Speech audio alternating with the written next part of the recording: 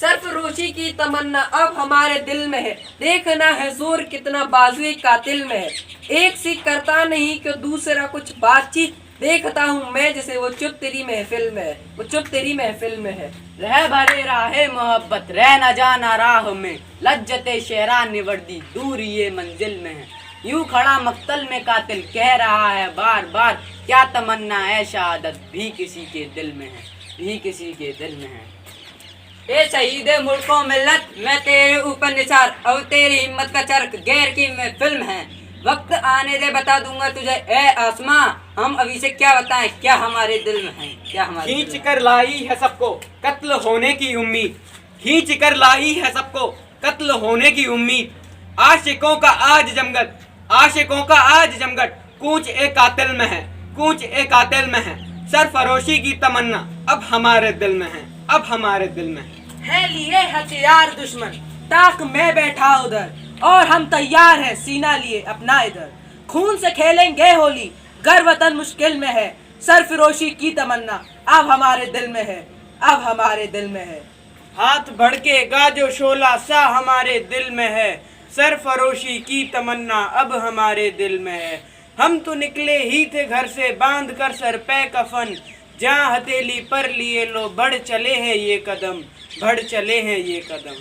जिंदगी तो अपनी मेहमा मौत की महफिल में है, सरफरोशी की तमन्ना अब हमारे दिल में है।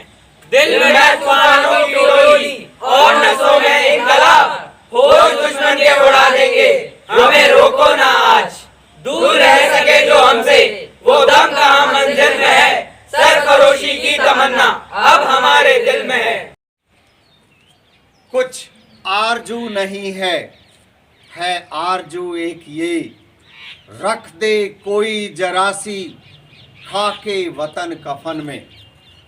ये वो दौर था जब एक छोटे से बच्चे से जज ने नाम पूछा तो उसने कहा था आजाद। जब उससे पूछा गया पिताजी का नाम तो उसने कहा था स्वाधीन। और जब उससे पूछा गया कि तुम्हारा घर कहाँ है तो उसने कहा था जेल खाना। ये वो समय था जब नवयुवक हर तरफ वंदे मातरम के नारों से आसमान गूंज रहा था। ये वो समय था जब गांधी जैसे शांति की बात करने वाले महात्मा को भी कहना पड़ा था डू और डाई, करो या मरो। तो मित्रों, आज हम इस नए संस्करण में, नवे संस्करण में बात करेंगे क्रांतिकारियों की। एक ऐसा स्वतंत्रता संग्राम का समय जब एक तरफ घर घर में चरखा काता जा रहा था तो दूसरी तरफ हर कॉलेज में, हर चौराहे पे, हर गली में, हर शहर में, हर कस्बे में, हर बस्ती में जय हिंद के नारों से आसमान गूंज रहा था। तो आइए प्रस्तुत करते हैं आज़ादी की कहानी, एंजल्स की जुबानी का नवा संस्करण, क्रांतिकारियों का युग 1900 से 1931 तक। Namaskar, Salam, Sat Sri Akal and a very good morning. I, Anshika, with my fellow angels, welcome you all to the 9th edition of आज़ादी की कहानी, एंजल्स की जुबानी। जी हाँ, मैं दिया अपने सभी साथी एंजल्स के साथ आपका नवे संस्करण में हार्दिक स्वागत करती हूँ। This episode is being presented by Sporting Angels, Educational Spectrum and AMG Bhakti. इस एडिशन में हम क्रांतिकारियों के बारे में बात करेंगे। After the withdrawal of non-cooperation movement, the Congress was divided into two groups. One group led by C.R. Das, Motilal Nehru and Vittal Bhai Patel wanted to take part in elections and wreck the working of the legislatures from within. The other group, which was led by Vallabhbhai Patel, Sri Rajgopalachari and Rajendra Prasad, were opposed to this. They wanted the Congress to be engaged in constructive programs. In 1922, the Congress session was held at Gaya and presided over by C.R. Das rejected the proposal for legislatures. The supporters of this proposal formed Swaraj Party. In 1923, at a special session held at Delhi under the presidency of Abul Kalam Azad, the Congress permitted the Swarajis to contest the election. The Swarajis won a large number of seats in central and provincial legislature. The Swarajis made it almost impossible to British rule to get approval for their legislature. Proposals.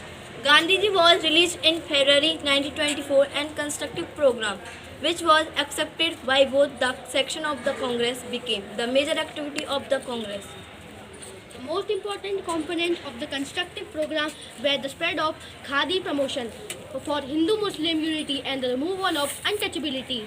It became compulsory for any one member of any Congress committee to wear hand-spun and hand-woven Khadi engaged in any political or Congress activity. Charaka became the symbol for struggle of freedom. विजयी विश्व तिरंगा प्यारा, झंडा ऊंचा रहे हमारा। इस प्रसिद्ध गीत के लेखक थे श्री श्यामलाल गुप्त पार्षद। गांधी जी के आह्वान पर वे नौकरी छोड़कर आंदोलन में कूद पड़े। लोगों ने इस गीत को तो याद रखा, लेकिन इसके रचयिता को भूल गए। 1923 के चुनाव में स्वराज पार्टी को अच्छी सफलता मिली। इसी बीच सचिंद्रनाथ सान्याल, रामप्रसाद बिस्मिल तथा उनके साथियों ने क्रांतिकारी दल का गठन किया। सन 1924 में लखनऊ के पास काकोरी स्टेशन पर गाड़ी रोककर सरकारी खजाना लूटने के जुर्म में जिन लोगों को गिरफ्तार किया गया, उनमें से प्रमुख थे रामप्रसाद बिस्मिल, रोशन सिंह और राजीव नाथ लाहिड़ी। अन्य लोगों को कारावास की लंबी सजाएं दी। केवल चंद्रशेखर आज़ाद नहीं पकड़े जा सके। सन 1925 में देशबंधु चित्तरंजन दास की मृत्यु हो गई। सन 1925 से स्वतंत्रता आंदोलन में थोड़ी शिथिलता आ गई। एक और नाम स्वामी श्रद्धानंद, जो कि 1919 में आंदोलन में कूद पड़े थे, काफी लोकप्रिय हो चुके थे। ये वही स्वामी श्रद्धानंद थे जिन्होंने 30 मार्च 1919 को सैनिकों की संगीनों के आगे अपना सीना अड़ा दिया था और कहा था, लो मार दो, और वहीं खड़े रहे थे। उनसे प्रभावित होकर उन्हें दिल्ली की जामा मस्जिद की सीढ़ियों से व्याख्यान देने के लिए बुलाया। इस्लाम के इतिहास का ये पहला मौका था। 1926 में एस श्रीनिवास अयंगर की अध्यक्षता में कांग्रेस की बैठक गुवाहाटी में हुई, लेकिन समाचार आया कि स्वामी श्रद्धानंद की हत्या हो गई। सम्मेलन फीका पड़ गया। सन 1926 में मद्रास में किसान पार्टी का गठन हुआ। उधर गुजरात में किसानों के अधिकार की लड़ाई वल्लभ भाई पटेल लड़ रहे थे। खेड़ा सत्याग्रह से ही वल्लभ भाई ने कई आंदोलनों का नेतृत्व किया। ऐतिहासिक बारदोली आंदोलन वल्लभ भाई पटेल के नेतृत्व में सफल हुआ। इसके बाद गांधी जी ने उन्हें सरदार की उपाधि दी। उसी के बाद उन्हें सरदार पुकारा जाने लगा। Revolutionaries in northern India organized under the leadership of old veterans Ram Prasad Bismil, Jogesh Chatterjee, Chandrasekhar Azad and Sachindranath Sanyal, whose Bandh Jivani served as the textbook of the revolutionary movement. They met in Kanpur in 1924 and organized an armed revolution to overthrow the colonial rule. Gopinath Saha, in January 1924, tried to assassinate Charles Teagat, the hated police commissioner of Calcutta. By an error, another Englishman named Day was killed. Gopinath Saha was arrested and executed despite large-scale protests. The most important action of HRA was the train Kakori episode. On 9th August 1925, 10 men of the 8-down train at Kakori near Lucknow looted its official railway treasury. The government reaction was quick and hard. It arrested a large number of young men and tried them in the Kakori case. Ram Prasad Bismil, Rajendra Lahiri and Ashfaqullah Khan were arrested. 4 others were sent to Andaman for life and 17 others were sentenced to long terms of imprisonment. The Kakori case was a major setback to the revolutionaries of northern India, but soon young men such as Bijoy Kumar Sinha, Shiv Verma and Jaidev Kapoor in UP, Bhagat Singh, Bhagwati Charan Vora and Sukhdev in Punjab set out to reorganize the HRA under the overall leadership of Chandrasekhar Azad. Finally, nearly all the revolutionaries of northern India met at Firoz Shah Kodla ground in Delhi on 9 and 10 September and created a new collective leadership, adopted socialism as their official goal and changed the name of the party to Hindustan Socialist Republican Association. Bhagat Singh, Rajguru and Sukhdev became symbols for India's struggle against the British rule. They became an inspiration for many youths who wanted to see India independent.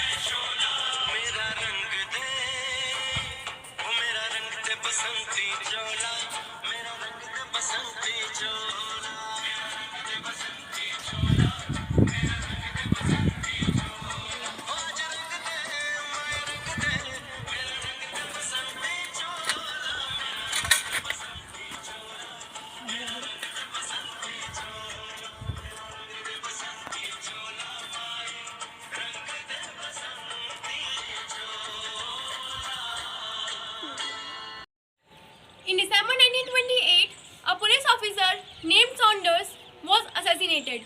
He was believed to have been responsible for the death of Lala Lajpat Rai earlier as a result of lathi blows at the hands of the police.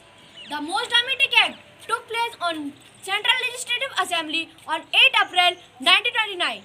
Bhagat Singh and B.K. Dutt threw 2 bombs in the assembly to protest against the new repressive law and arrest 31 labor leaders. This had taken place early in March. Bhagat Singh and B.K. Dutt did not try to escape but stood there, raising the slogan Inqilab Zindabad. They were arrested. Later, most of the revolutionaries of this group were also arrested. These were the 3 revolutionaries, Bhagat Singh, Rajguru and Sukhdev, sentenced to death. Of the other 7 were imprisoned for life. Chandrasekhar Azad had escaped from getting arrested and he continued to organize the revolutionary youths. But on 27 February 1931, Azad was betrayed by an informer and was encircled by a huge army of British troops in Alfred Park, Allahabad. He was asked to surrender, but he refused. For several hours, he fought against hundreds of policemen. He kept on fighting till the last bullet. Finding no other alternative, Azad shot himself. The death of Ram Prasad Bismil, Bhagat Singh, Rajguru, Sukhdev and Chandrasekhar Azad, the HSRA movement in North India became weak. Bengal too emerged as an important center of the revolutionary party. In 1930, 3 young men, Bijoy Bose, Badal Gupta and Dinesh Gupta, killed the Inspector General of Prisons. Hemachandra Ghosh and Leela Nag formed Bengal Volunteers or BV Party. Anil Roy formed Sri Sangh. One of the most important revolutionaries of Bengal was Surya Singh. He declared war against British and organized Indian Republican Army. On 18 April 1930, some revolutionaries led by Surya Singh attacked police army at Chittagong. They took away all the arms with them. Surya Sen formed a provincial independent government of India with himself as the president. They were arrested and hanged in 1933. In December 1931, Two young girls shot dead the district magistrate of Komila. In February 1932, Bina Das shot the governor of Bengal while receiving her degree of convocation. November 1932, Preeti Lata Wadekar raided the railway institute at Pahartale in Chittorgarh. In order to escape arrest, Preeti Lata committed suicide. Kalpana Dutt sacrificed her life for the nation. With the death of Surya Singh in 1933 and the arrest of most of the leaders, the second phase of the revolutionary movement also came to halt. तो मित्रों, इस तरह से भगत सिंह, राजगुरु, सुखदेव, चंद्रशेखर आजाद, विजय घोष, बादल गुप्ता, दिनेश गुप्ता और बहुत सारे इन revolutionaries की शहादत के बाद धीरे धीरे रिवॉल्यूशनरीज का ये जो क्रांति थी ये थोड़ी धीमी पड़ गई और अब वो समय आ गया जब जो रिवॉल्यूशनरीज बचे थे उनमें से कुछ कम्युनिस्ट पार्टी में शामिल हो गए और कुछ कांग्रेस में शामिल हो गए। हम इसके बाद 1935 के गवर्नमेंट ऑफ इंडिया एक्ट के बारे में भी बात करेंगे, लेकिन निश्चित रूप से मैं आपको एक बात यहाँ से ज़रूर कहना चाहता हूँ कि इन सभी क्रांतिकारियों के शहादत के बाद भले ही वो शारीरिक रूप से युवाओं के बीच में नहीं रहे, लेकिन उनके नारे, उनके विचार हमेशा के लिए युवा दिलों की धड़कन बन गए थे। आप देखिए, बंगाल से लेकर के और सेंट्रल प्रोविंसेस और ये पूरा उत्तरी भारत किस तरह से क्रांतिकारियों के जज्बे से ओतप्रोत रहा। इसके बाद भी आज़ादी की पूरी क्रांति की जो कहानी आप सुनते रहेंगे अगले एपिसोड में भी, तो आप देखेंगे कि उनके विचार हमेशा रहे। यहाँ तक कि आज़ादी के बाद भी जब कॉन्स्टिट्यूशन हमने अपना पूरा किया तो भगत सिंह के सपनों का वो समाजवाद शामिल किया गया। बहुत सारे वो लेबर रिफॉर्म्स जो HSRA की डिमांड थी उनका ख्याल रखा गया। हाँ, कुछ बातें निश्चित रूप से शामिल नहीं हो पाई। ये रिफॉर्म्स भी एक लंबी यात्रा होती है। अगले कुछ एपिसोड में, जैसे अगले आने वाले एपिसोड में हम 1935 से लेके और 1945 तक की घटनाओं पर बातचीत करेंगे। कुछ घटनाओं पर हम एपिसोड 8 में भी 8वें संस्करण में बात कर चुके हैं। खासकर गांधी जी और सुभाष जी का कंपैरिजन हमने 1941 तक की उनकी जो यात्रा थी पहले ही कर लिया है। इस एपिसोड में यानी कि 9वें एपिसोड में हमने केवल जो क्रांतिकारी थे हम उन पे केंद्रित रहे, लेकिन अब इन बातों के साथ कि क्रांतिकारी जो मुख्य क्रांतिकारी थे वे 1933 तक लगभग सभी ने अपनी शहादत दे दी, लेकिन उनके विचार हमेशा रहे, उनके नारे हमारे बीच में हमेशा रहे। सरफरोशी की तमन्ना अब हमारे दिल में है। आज भी कॉलेज में आम युवा जब भी कोई अपनी बात मनवानी होती है तो पहले वाक्य उनकी जुबान पर यही सुनाई देते हैं। देखिए, भगत सिंह, राजगुरु, सुखदेव और चंद्रशेखर आजाद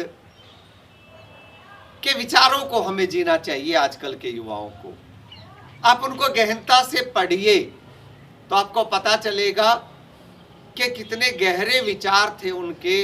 हालांकि बड़ा दुख होता है आजकल कुछ पॉलिटिशियन, अभी मैंने रिसेंटली किसी को ये कहते सुना कि भाइयों बहनों ऐसा मत कीजिए नहीं तो ये बंगाल बना देंगे। बड़ी गलत बातें हैं ये, और राजनीति में कभी ये बातें नहीं आनी चाहिए। अरे बंगाल हो या दक्षिण के राज्य हो या मध्य भारत के राज्य हो या उत्तर भारत के राज्य हो, मेरे देश की धरती का कण कण देशभक्ति की भावना से ओतप्रोत है। कोई राज्य, कोई व्यक्ति ऐसा नहीं है जिसमें देशभक्ति ना हो, जिसमें अपनी माटी के प्रति लगाव ना हो। तो हमें इतिहास पढ़ने का ये फायदा लेना चाहिए कि उन विचारों को अपने अंदर सम्माहित करना चाहिए। समाजवाद रियल सेंस में भगत सिंह और HSRA से चलकर और लोहिया तक हमें बड़ी गहनता से पढ़ना चाहिए। तब हम समझ पाएंगे कि ये विचार कितने जरूरी हैं हमारे युवाओं में आज भी सम्माहित रहने, और तभी हम सब में एक दूसरे के प्रति सहन शक्ति भी बढ़ेगी। तो फिलहाल नवें संस्करण पर हम यहीं पर विराम लगाते हैं, आपको ये याद दिलाते हुए कि अगले संस्करण में, 10वें संस्करण में, हम उन सभी घटनाओं पर एक बार फिर से चर्चा करेंगे जो 1935 के गवर्नमेंट ऑफ इंडिया एक्ट से लेकर के और 1945 तक घटित हुई, और फिर 11वें संस्करण में 1945 से आगे की घटनाएं, इसमें निश्चित रूप से the making of the Indian constitution हम शामिल करेंगे 11वें में। हमारे साथ जुड़े रहिएगा। इस वीडियो के साथ जुड़ने के लिए बहुत बहुत धन्यवाद।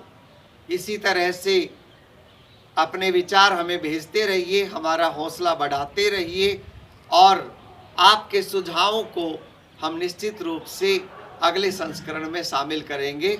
जय हिंद।